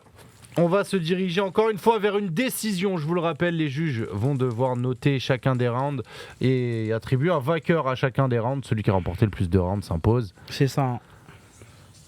Le combat, il avait commencé très fort debout et on a vu que petit à petit, ça s'est un peu. Il y a eu un glissement vers du travail au sol et on est même arrivé à une troisième reprise où on a un Gabelia qui pourtant était avantagé debout, qui a tenté beaucoup d'amener au sol et qui s'est malheureusement fait contrer par Coach Choyan. Coach Choyan qui a été dans le contrôle sur notamment la deuxième et la troisième reprise, qui a réussi à éviter les grosses frappes de Gabelia en première reprise. On se rappelle le bras arrière qui a touché à plusieurs moments. Donc là. On va voir à la décision des juges.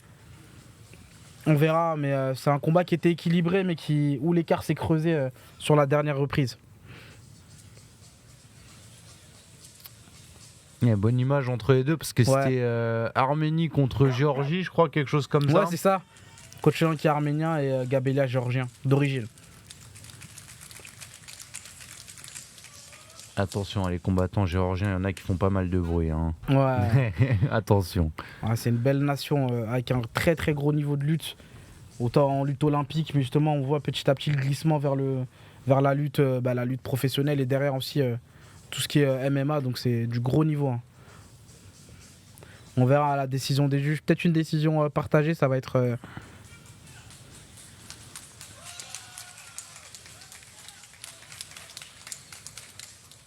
Et le prochain combat, on le hype, on le rappelle, ça va être un combat dans la catégorie des poids lourd léger entre Damien Bozek et Luis Guilherme Aguiar Cardoso. Ah, lourd léger. Ça cogne, hein. Je disais, décision partagée. Et Coach Choyan qui gagne le combat par décision partagée. Ça se voyait, hein, ça se joue. Ça s'est beaucoup joué sur la troisième reprise, je pense. Ça se voit, mais c'est pas un écart flagrant de bien fou sûr. malade, genre. Lucas Gabelia qui a fait une belle guerre, qui a été très efficace à la première reprise. Mais on l'a vu hein, sur le combat, la fin du combat, c'était plus compliqué pour lui. Et il s'est fait un peu annuler sa boxe avec un gros travail au sol.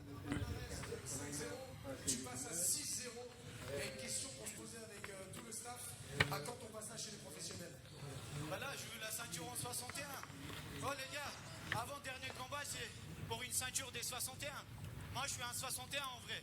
J'ai accepté avec Lucas en 66. Normalement je boxe en 61. Celui qui gagne, je vais lui prendre la ceinture. Willy frère. Willy. Oui, Willy. Entre Muris et Mofsar du coup. C'est ça exactement. Eh ben, le rendez-vous est pris donc pour une C'est ça, là c'est clair. On était dans la catégorie des poids plumes.